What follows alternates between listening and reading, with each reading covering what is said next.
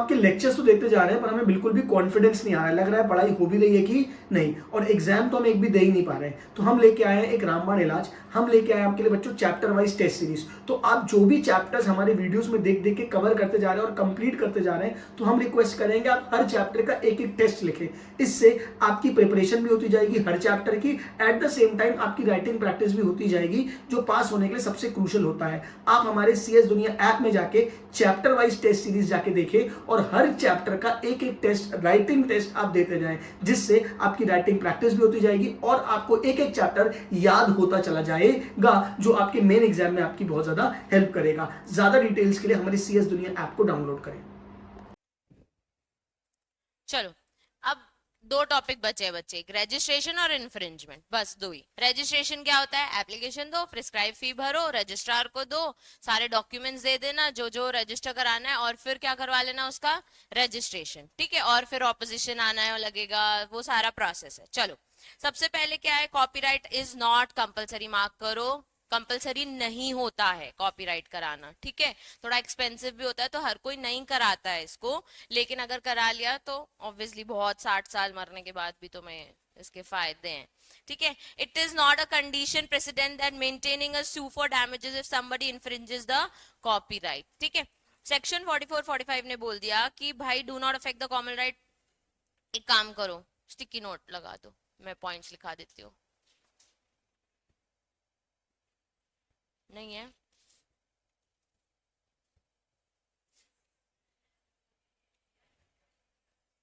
क्या हो गया? अनुकृति कह रही है, ये बोलती है इतना?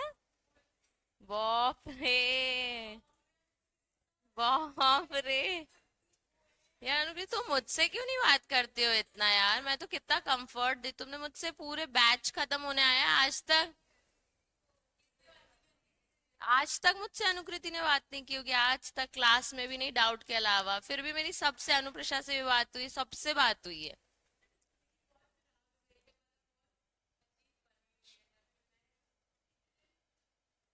क्या कर दोगी? सबसे पहले पॉइंट लिखो नॉट मैंडेटरी, सबसे पहले पॉइंट लिखो नॉट मैंडेटरी, अब मैं से बात करा के ही रहूंगी। सबसे पहले नॉट मैंडेटरी, डैश करके लिखो registration not compulsory, registration not compulsory.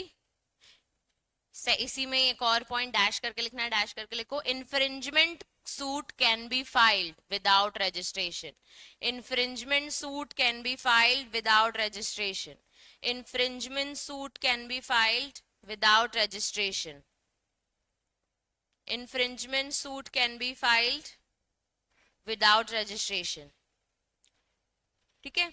इसके नीचे एक पॉइंट लिखो registration only needs, registration only needs, registration only needs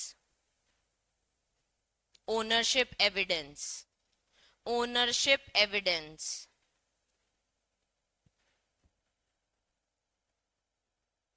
does not affect right to sue, does not affect right to sue,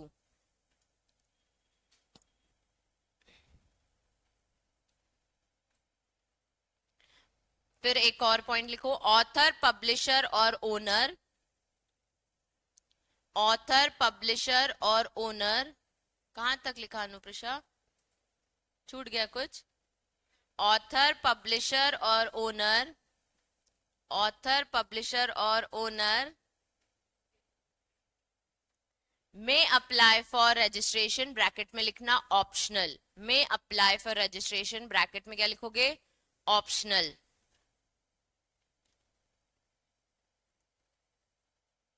लिखा?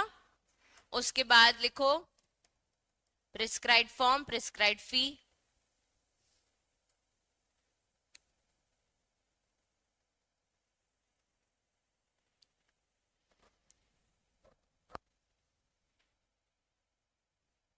अब artistic work and trademark dash, artistic work and trademark dash,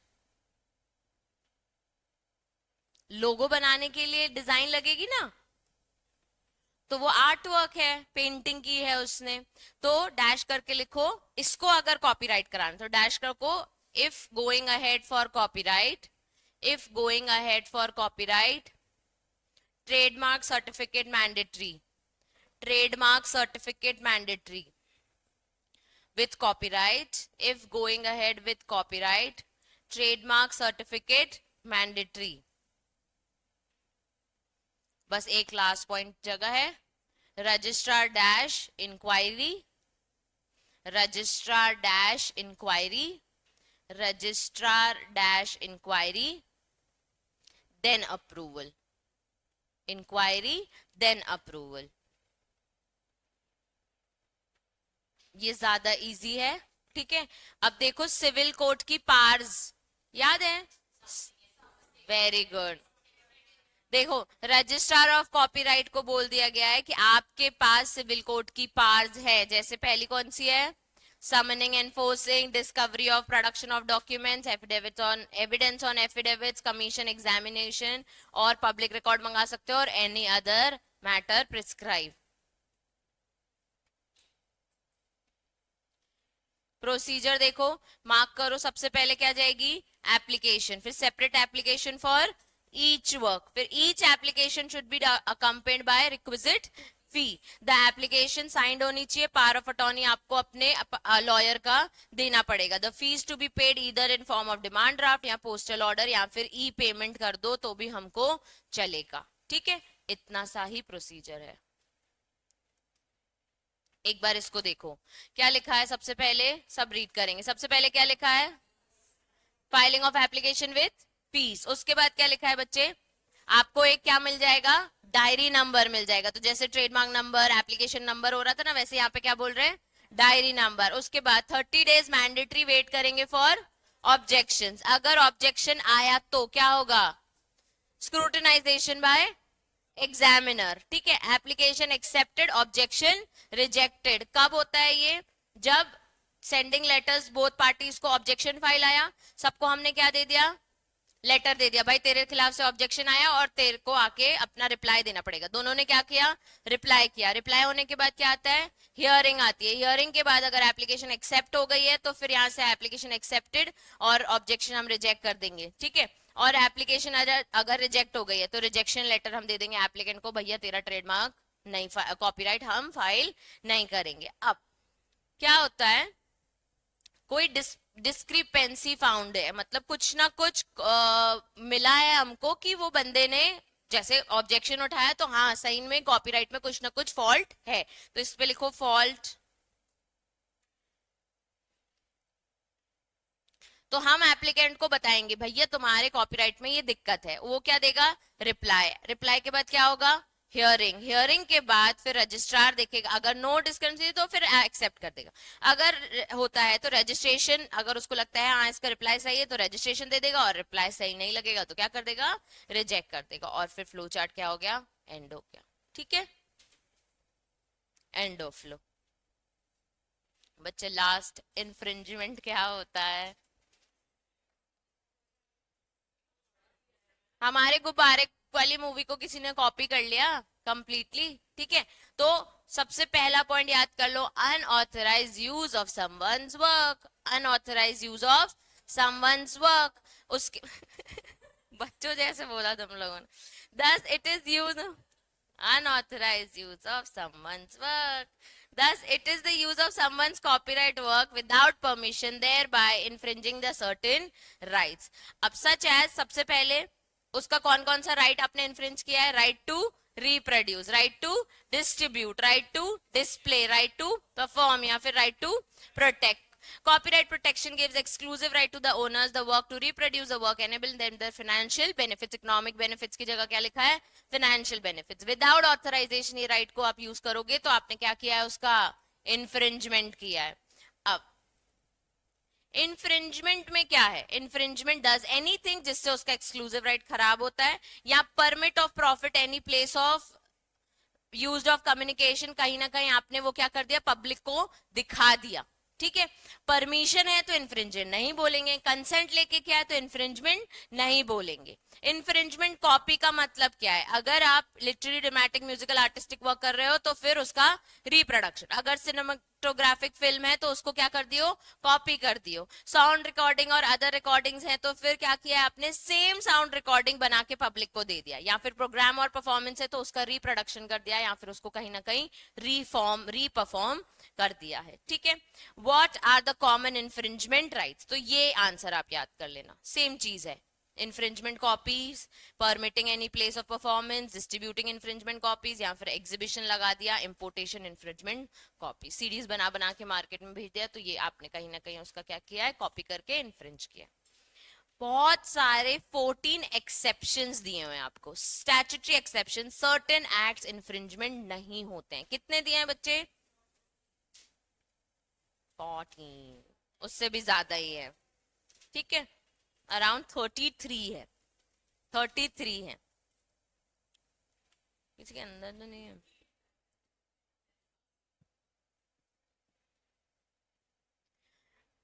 एक काम करो, sticky note निकालो। इतने 33 आपको लिखने भी नहीं है, स्टिकी नोट निकालो। पॉइंट है नहीं मैम के पास? Please Anukriti.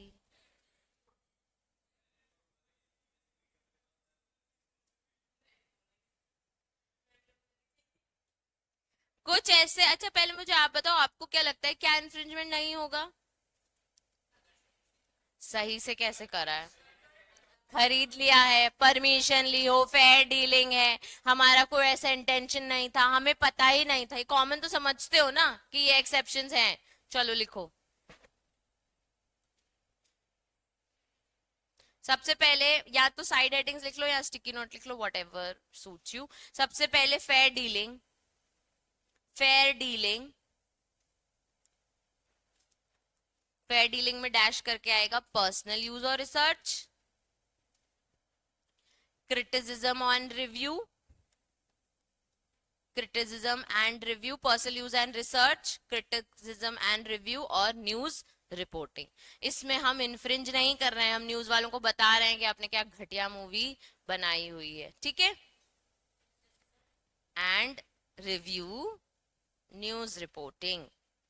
एग्जाम्पल है, स्टूडेंट ने क्या किया? कोट की एक line from a book for a research paper does not infringe a copyright. ठीक है, उसने सिर्फ क्लास में अनाउंस किया था, इसको हम कॉपीराइट नहीं बोलेंगे। तभी हम देख रहे थे यार डांस परफॉर्मेंस है तो वो कॉपीराइट नहीं है। नेक्स्ट लिखो point, computer program, computer program.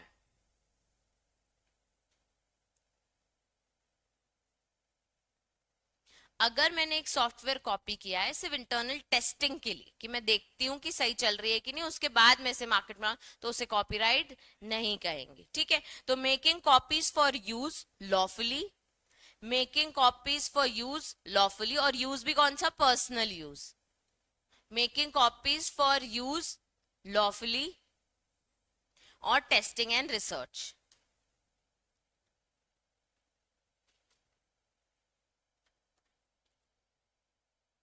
Testing and research.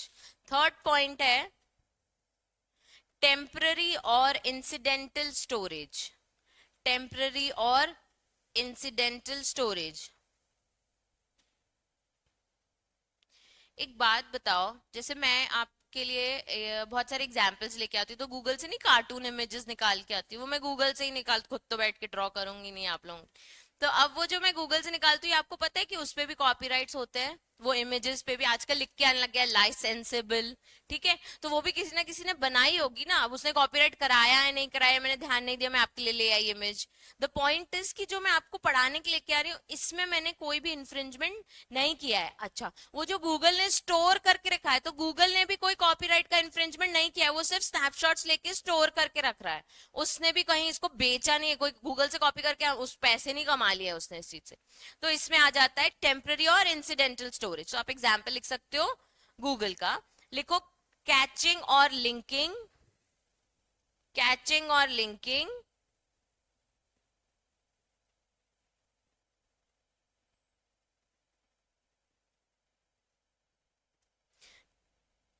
उसके बाद इसमें समझ के कैचिंग और लिंकिंग में टेम्पररी स्टोरेज आएगा, ठीक है, बस वो स्नैपशॉट लेके लिंक करके रख दिया। और उसके बाद hosting service provider, hosting service providers, इसी के साथ कॉमा करके लिख लो, hosting pub service providers, example Google.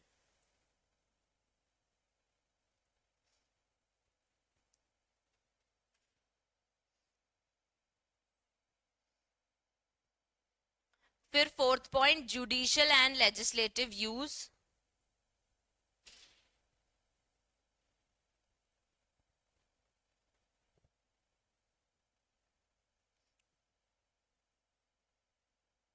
Judicial and legislative use, इसमें लिखो कोर्ट प्रोसीडिंग्स। कोर्ट प्रोसीडिंग्स यानी लीगल केसेस हम कॉपी करते हैं, ये तुम्हारी पूरी बुक में डले हैं लीगल केसेस, तो ये कॉपीराइट नहीं है, इन्फ्रिंजमेंट नहीं है, ठीक है। और दूसरा लेजिस्लेटिव रिपोर्ट्स,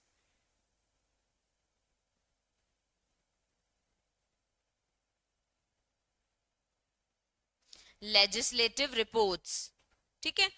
तो जो भी रिपोर्टिंग्स आती है उसको रिप्रोड्यूस भी किया जाता है, बहुत सारी बुक्स बनती हैं उसकी, तो इसको हम कॉपीराइट इन्फ्रिंजमेंट नहीं कहें। फिफ्थ लिखो educational and instructional use, educational and instructional use,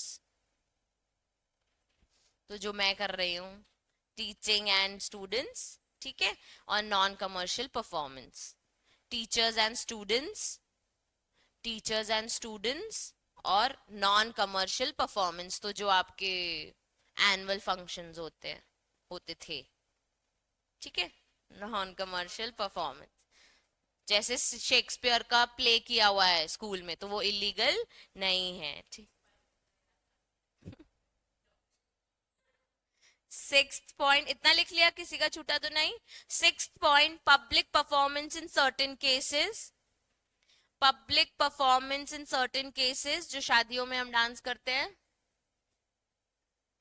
जैसे सोसाइटीज और क्लब्स में होता है, रेसिडेंशियल सोसाइटीज और क्लब्स गणपति पे नाचते हैं, ठीक है। और रिलीजियस एंड ऑफिशियल सेरेमनीज, तो वेडिंग्स एंड एवरीथिंग। इजी है? नहीं नहीं, प्लेइंग रिकॉर्डिंग इज अलाउड, ऐसे ऐसे लिखना है ना सेंटेंस। उसके बाद पब्लिक लाइब्रेरीज एंड आर्काइव्स, आर्चाइव्स क्या बोलते हो इसको तुम लोग? आर्चीज, आर्काइव्स ना, चलो good school. Public libraries and archives, libraries बे, लाइसेंस नहीं। प्रिजर्वेशन कॉपीज, प्रिजर्वेशन कॉपीज, इसी के साथ, हाँ, preservation copies and unavailable books making limited copies, and unlimited books dash making limited copies, preservation copies and unavailable books dash limited copies। जैसे judicial लिखा था वैसे government and official publication, government and official publication, government and official publication, हाँ, government and publication, official public, तो जो हमारे law books आते हैं और ट्रांसलेशन ऑफ लॉ, तो publication government acts, publishing government acts, government acts, laws, reports and court orders, laws, reports and court orders. तुम लोग स्क्रीन में देखते हो, बताती तो मैं अपना ही हूं, लेकिन आगे का लिखना, मैं तो आधा अधूरा लिखवाती हूँ। Publishing government acts, laws, reports and court orders, और फिर एक और point, translation of law, translation of law, Hindi English सब बन के आते हैं, ट्रांसलेशन ऑफ लॉज, तो लैंग्वेज में, इसके एंड करके भी लिख सकते हो। वो पूरा एक हेडिंग है गवर्नमेंट एंड ऑफिशियल, उसमें अंदर 2 पॉइंट बनाने, 1 पॉइंट बनाने, 4 पॉइंट बनाने, आपके हाथ में, ठीक है। ट्रांसलेशन ऑफ लॉज, ये अनुष्का इतनी स्लो क्यों हो गई है आज? ट्रांसलेशन ऑफ लॉज, और कीर्ति 2 पेन से लिख रही है। वो कौन सी 3 इडियट्स वाली movie? 9th, art art and architecture, art and architecture.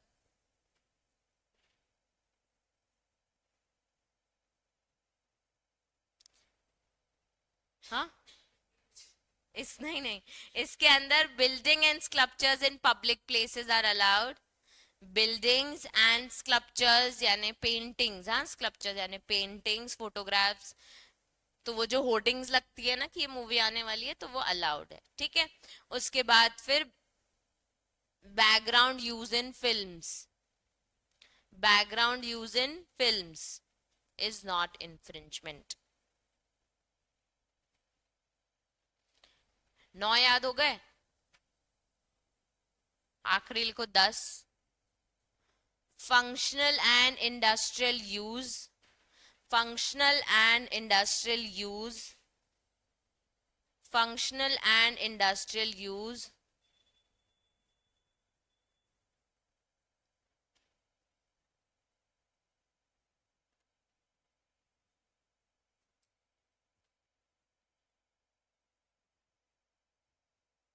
functional and government use, ठीक है। इंडस्ट्रियल यूज इसमें लिखो technical drawing and design, technical drawing and design,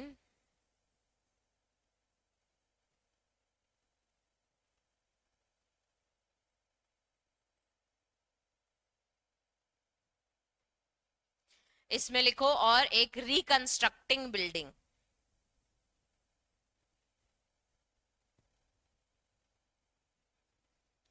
reconstructing building.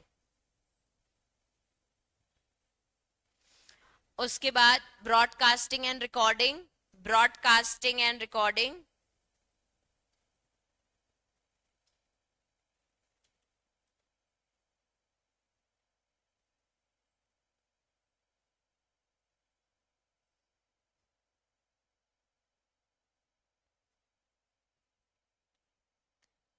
ठीक है, ब्रॉडकास्टिंग एंड रिकॉर्डिंग।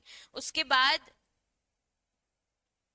इसमें उसमें कुछ मत लिखो, सीधे 12th point religious and social uses. तो ब्रॉडकास्टिंग एंड रिकॉर्डिंग में टीवी में जो मूवीज आती है it is not a copyright, ठीक है। रिलीजियस एंड सोशल यूजेस, तो religious performance for non commercial use, for non commercial use.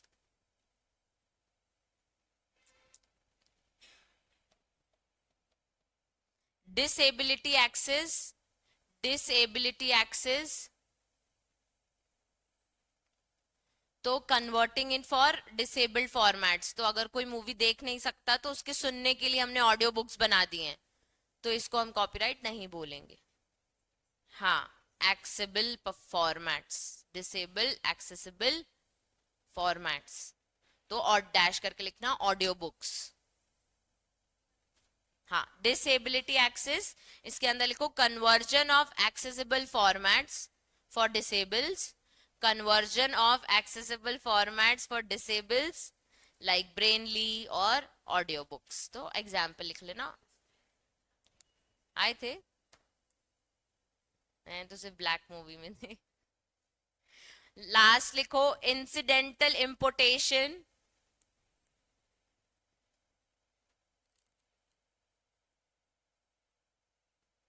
इसमें इंसिडेंटल इंपोर्टेशन, इसमें लिखो लेबल्स एंड लोगो,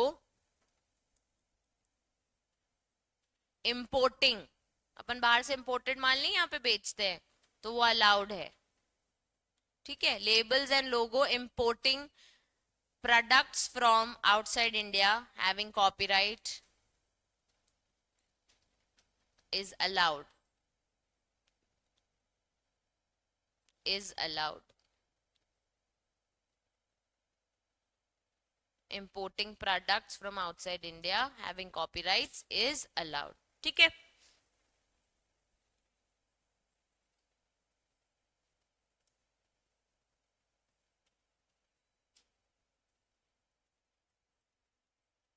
अब बहुत सारे सिमिलर सिमिलर मिलेंगे आपको, देखो पहला वाला है आपका computer program of fair dealing, दूसरा वाला है कंप्यूटर प्रोग्राम के कॉपीज को स्टोर करके रखना, ठीक है। तीसरा वाला है इंफॉर्मेशन असेंशियल थी in doing it act necessary, क्योंकि वो इंफॉर्मेशन असेंशियल थी। फिर रिसर्च, स्टडी और टेस्ट और फंक्शंस के लिए। उसके बाद क्या लिखा है, मेकिंग कॉपीज। उसके बाद इंसिडेंटल स्टोरेज। उसके बाद क्या लिखा है, वर्क परफॉर्मेंस का स्टोरेज करना is not a infringement. Next देखो जुडिशियल प्रोसीडिंग्स में आ गई हूँ 8th वाले पे बच्चे, ठीक है। 9th वाला देखो सेक्रेटरीट लेजिस्लेटिव वर्ड अपन ने ये लिख लिया। उसके बाद 10th वाला देखो रिप्रोडक्शन, उस कोई लॉ की बुक का। उसके बाद रीडिंग रेसिटेशन क्लास में अगर कर रहे हो और ड्रामेटिक वर्क कर रहे हो। फिर पब्लिकेशन कलेक्शन जिसका कॉपीराइट है ही नहीं। फिर reproduction of a work by a teacher as a student या एग्जामिनेशन या क्वेश्चन सेशन के लिए करना हो। फिर ऐसा ही इसी का एक और पॉइंट क्या हो गया, एजुकेशनल। उसके बाद कॉजिंग और रिकॉर्डिंग और हर्ड और यूटिलाइजिंग इट फॉर रूम और एक हॉल में चल रहा है सिमिलर, किसी ऑर्गेनाइजेशन ने परफॉर्म कराना है तो भी चलेगा। उसके बाद परफॉर्मेंस। अच्छा एक चीज बात याद रखना, जब जब कमर्शियल यूज लिखा हो तब मान लेना कि इन्फ्रिंजमेंट हो रहा है। जहां जहां अपने पर्सनल यूज के लिए कर रहे हैं वहां कोई दिक्कत नहीं है, ठीक है। उसके बाद रिप्रोडक्शन न्यूज़पेपर मैगजीन चलेगा। Storing of a work in electronic means और नॉन कमर्शियल पब्लिक के लिए तो भी चलेगा। कॉपीज बनाना बुक में लाइब्रेरी में रखना तो भी चलेगा। रिसर्च एंड प्राइवेट स्टडी भी चलेगा। रिप्रोडक्शन ऑफ अ बुक कोई ऑफिशियल गैजेट में, एक्ट, लेजिस्लेचर और जजमेंट। अपन आ गए 22 में बच्चे। किसी लैंग्वेज का ट्रांसलेशन कराना हो तो मैंने उसके अंदर अंदर ही आपको वो पॉइंट लिखवा दिया है। उसके बाद पेंटिंग ड्राइंग अगर वॉल पे बनी होगी तो भी चलेगा। और फिर कोई फिल्म अगर टीवी में लॉन्च हो रही है तो भी चलेगा। उसके बाद कोई point 2 dimensional 3 dimensional 3D 2D करना तो भी कॉपीराइट नहीं होता है। Dramatic artistic work recording semantic, अगर ये एक्सपायरेशन के बाद, ये मार्क कर लो, उसका कॉपीराइट पीरियड खत्म हो गया है, उसके बाद हमने वो गाना लॉन्च किया तो कोई प्रॉब्लम है क्या, नहीं। कोई एम्पेरियल रिकॉर्डिंग कर रहा है ब्रॉडकास्ट करने के लिए, कोई दिक्कत नहीं है। उसके बाद रिलीजियस सेरेमनी के लिए कोई परफॉर्मेंस हो रहा है, कोई दिक्कत नहीं है। इंपोर्टेशन कर रहे हैं, कोई दिक्कत नहीं। Adaptation of any work, disability के लिए कन्वर्जन कर रहे हैं, कोई दिक्कत नहीं। 14 पॉइंट्स में आपके सारे के सारे कितने पॉइंट्स कवर हो गए, क्लैप्स कर लो।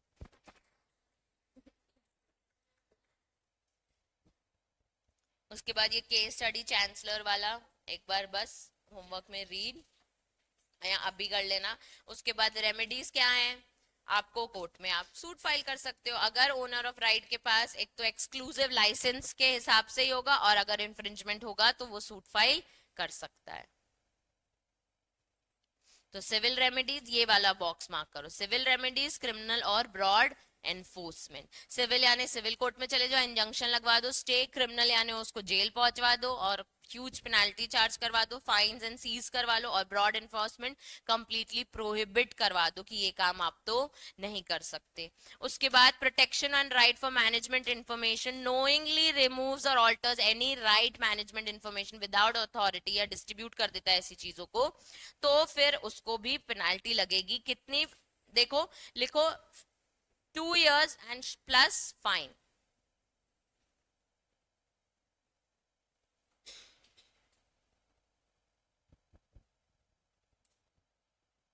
इसमें मार्क करो ऑफेंसेस एंड पेनाल्टीज। अगर इंफ्रिंजमेंट करता है तो सबसे पहले पेनाल्टी मार्क करो 6 months विच में एक्सटेंड्स टू 3 years मिनिमम।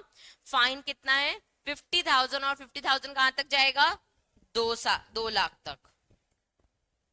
और अगर इसने इस कोर्स में इन्फ्रिंज करके कुछ पैसा भी कमाया है तो 6 months 3 years with fine and not less than 50,000 to 2 lakh, same penalty.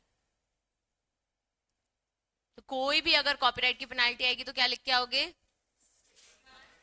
6 months which में एक्सटेंड्स टू 3 years और फाइन 50,000 से 2 लाख। सिर्फ और सिर्फ राइट ऑफ मैनेजमेंट को प्रोटेक्शन, अगर इंफॉर्मेशन कहीं पास ऑन कर दी है तो फिर छोटी सी है, ठीक है, 2 years plus फाइन। और पावर टू सीज तो फिर आपके पास पार है, मतलब पब्लिक ऑफिसर, पुलिस ऑफिसर के पास पार है कि कॉपीराइट करके अगर किसी ने ये चीज पब्लिक में, तो उसको हम सीज भी कर सकते हैं, इंजंक्शन भी करा सकते हैं कि आप ये काम नहीं कर सकते। Any interested person make an application to magistrate within 50 days of seizure for restoring to him such copies and plates. उसके बाद जो नोइंगली इसका पोजेशन रखता है, जानबूझ के कॉपीराइट की सबसिस्ट बनाने की कोशिश करता है, उसको इम्प्रिजमेंट हो जाती है 2 years प्लस फाइन, सेम चीज है। अब मेरी एक बात सुनो, पूरा पार्ट भी पढ़ना कैसे है, ठीक है, वो अपन अभी डिसाइड कर लेते हैं। ताकि तुमको कोई टेंशन ही नहीं हो लाइफ में।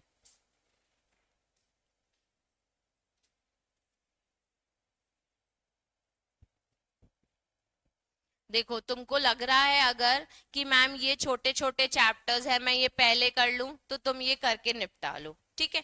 इसलिए मैं बोल रही थी कि पूरा ये सब ना मेरे साथ साथ करोगे ना तो बहुत इजी लगेगा, बनता है, हाँ। ठीक है, तो पहले हमने क्या कर लिया, चिंदी चिंदी चैप्टर निपटा दिया। अच्छा, ये चिंदी चिंदी बहुत इंपॉर्टेंट नहीं है, लेकिन इनसे एक आध क्वेश्चन जरूर आएगा। इंपॉर्टेंट केसेस किस में से बनते हैं, मतलब इंपॉर्टेंट अंडरस्टैंडिंग आपको किसकी चाहिए, इनकी। ये तो वन वन डे में हो जाएगा आपका। अब जब ये स्टार्ट कर रहे हो ना, तो सबसे पहले पता है कौन सा कर लो, ट्रेडमार्क वाला। सबसे पहले कौन सा कर लोगे, ट्रेडमार्क, ठीक है। ट्रेडमार्क फटाफट निपटा लो, उसके बाद पेटेंट निपटाओ। उसके बाद कौन सा निपटाओगे, पेटेंट। पेटेंट करने के बाद कॉपीराइट करना, मतलब सबसे लास्ट में कॉपीराइट उठाना, ठीक है। अब टॉपिक्स देखो, क्या हो गया बच्चे,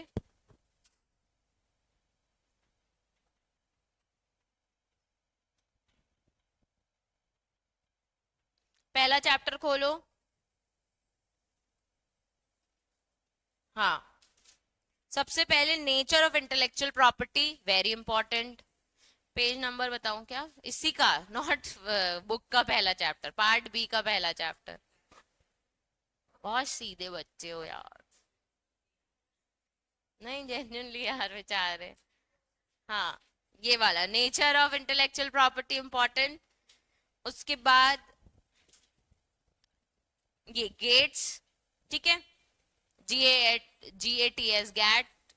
उसके बाद WIPO, उसके बाद ट्रिप्स। ये तीन चीजें पढ़ ली, पढ़ ली, पढ़ ली। ऑयले थोड़ा जोर से बोलो दिशा। हाँ, सबसे पहले पढ़ना है हमको नेचर ऑफ इंटेलेक्चुअल प्रॉपर्टी, ठीक है। उसके बाद GATS, उसके बाद WIPO नेक्स्ट पन्ने पे मिला, उसके बाद ट्रिप्स। इतना पढ़ लिया। हाँ रुको ना, बता रही हूँ। उसके बाद सीधे लास्ट टॉपिक, पॉलिसी। सबसे लास्ट टॉपिक बच्चे, चैप्टर ओवर, ठीक है। ये मोस्ट इंपॉर्टेंट टॉपिक्स मैंने मार्क करा दिए। पढ़ना, रीड एक बार आपको पूरा करना पड़ेगा, वो आई थिंक मैं जब करा रही थी तब आप लोग कर रहे थे। अब जब याद करोगे तो ये याद कर लेना। नेक्स्ट आ जाओ, तुमको इसके बाद डिजाइन पढ़ना है ना, डिजाइन और वो, ठीक है। डिजाइन एक्ट आ जाओ, सबसे लास्ट खोलो अब।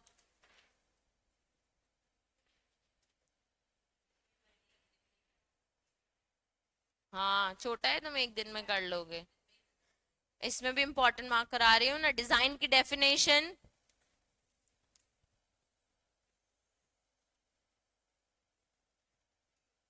ये क्या होता है, प्रोप्राइटर कौन होता है न्यू और ओरिजिनल वर्क का, ठीक है। हाँ, प्रोहिबिशन, प्रोसेस तो सभी के पढ़ोगे, वैसे भी तो इम्पोर्टेंट नहीं है, पर प्रोसेस सबके पढ़ के जाना। ये जो चार्ट बना हुआ है ना, इसके ऊपर प्रोसेस है रजिस्ट्रेशन का, कोई पीछे तो नहीं है। असेंशियल रिक्वायरमेंट्स ऑफ डिजाइन,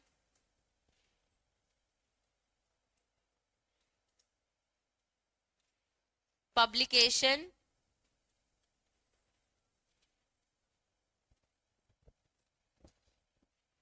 और पायरेसी। ये मोस्ट इंपॉर्टेंट है। तो ऐसा नहीं है कि रिस्टोरेशन नहीं पढ़ना है, ध्यान से सुन लो। ऐसा नहीं है कि रिस्टोरेशन नहीं पढ़ना है, रिस्टोरेशन पढ़ना है, पर ये टॉपिक्स हमको बाय हार्ट याद कर लेने हैं, अगर हमको 40 का ही है ना, 40 में से 40 चाहिए तो, ठीक है। रिस्टोरेशन भी पढ़ना है, लेकिन पायरेसी जैसे टॉपिक्स हमको याद कर लेने हैं। अब GI,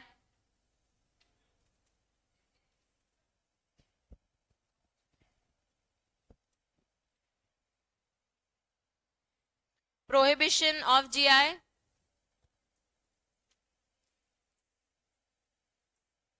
कीर्ति सबसे परेशान हो रही है।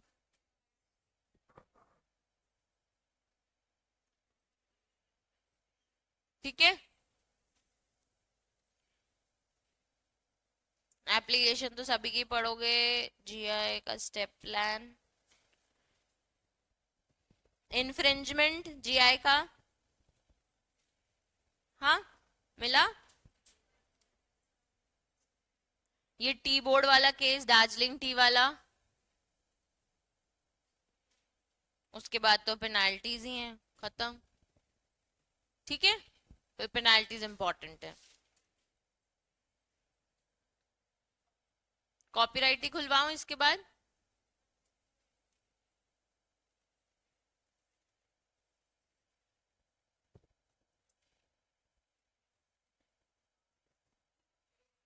बहुत कुछ है इसमें। Why copyright should be protected?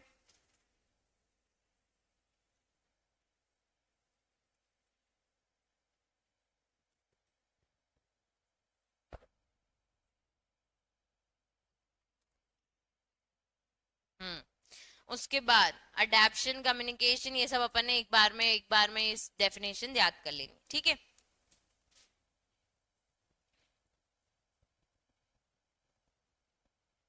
अब ये जो सेक्शन 14 है ना बच्चे, इसमें से कोई एक पूछेगा आपसे कि बताओ copyright in case of literally musical dramatic program computer program, तो आपको बताना पड़ेगा रिप्रोड्यूस करना, इशू ऑफ कॉपीज, इन सबको इन्फ्रिंजमेंट में ये एक्सक्लूसिव राइट है इनके पास कि किसी को ये पास ऑन कर सकते, कोई एक पूछ लेगा।